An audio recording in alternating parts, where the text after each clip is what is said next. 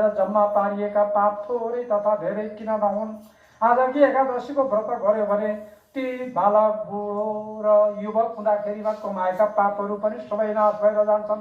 हे मुनिहरूमा श्रेष्ठ नारद बाबु, सुकेको होस् वा गिलो होस् अथवा एकदम गुप्त पाप होस्, त्यो सबै पाप पापिकन हरिगोदिनी एकादशीको महिमाले सबै पखालिन्छ। पाप पनि गिलो भनेको भर्खरै गरेको गिलो हुन्छ हो, पोहोर पगार गरेको सुकेको हुन्छ, अघिल्लो जन्ममा गरेको सुकेको दाउरा जस्तो हुन्छ, सुकेको गिलो त्यस्ता पापहरू। अब हामीले कमाएका बेला कोही गिलो पनि होला नि, हिजो अस्ति गरेको भए त गिलै छ, सुकिसकेको छैन, त्यस्ता पापहरू एकादशीको व्रत गर्दाखेरिमा सबै नाश भएर जान्छन्।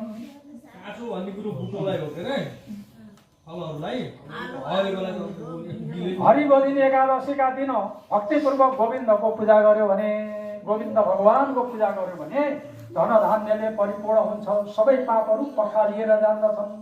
यो एकादशीको व्रत बसेर हरिको पूजा गर्नेलाई पुण्य बढाइदिन्छ, ठुला ठुला पापहरू हटाइदिन्छ। यदि कसैले भक्तिपूर्वक त्यसको उपासना गर्यो, व्रत बस्न नि सकेन, भक्तिपूर्वक उपासना गर्यो, केही सुन्न पनि जान सकेन भनेदेखि घरै बसेर खुट्टाले हिँड्न भएन, शरीरले हिँड्न सकेन, घरैमा बसेर भगवानको चाहिँ उपासना गरेछ भने पनि त्यसलाई त्यत्तिकै धर्म फल प्राप्त हुन्छ।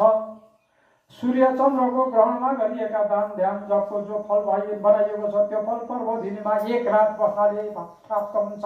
अब दान कहिले गर्यो राम्रो हुन्छ त भन्दाखेरिमा सूर्य ग्रहण र चन्द्र ग्रहणका बेलामा जुन दान गरिन्छ त्यो दान सबैभन्दा ठुलो हुन्छ भनिएको छ।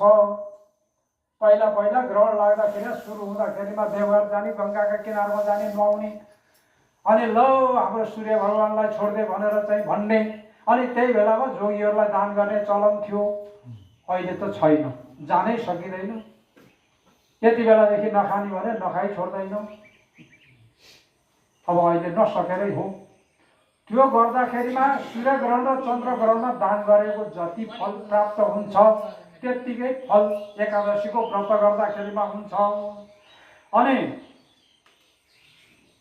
पर्वदिनीमा जो स्नान गर्दछ, दान गर्दछ, जप गर्दछ, स्वाध्याय भनेको आफैले पर्दछ र हरिको पूजा गरी सबै अघि पछिको भन्दा करोड गुणा बराबरको पुण्य फल प्राप्त हुन्छ। नुहायो, दान गर्यो, किताब पढ्यो, किताब पढेको सुन्यो भने अघि पछि गरेको भन्दा आजको फल प्राप्त हुन्छ। यहाँ मलाई पनि फल प्राप्त हुने भएको हुनाले मैले नि पढिरहेको छु, तपाईँहरूले सुन्नु भएको छ, सुन्नु र पढ्नु बराबर हुन्छ अरे।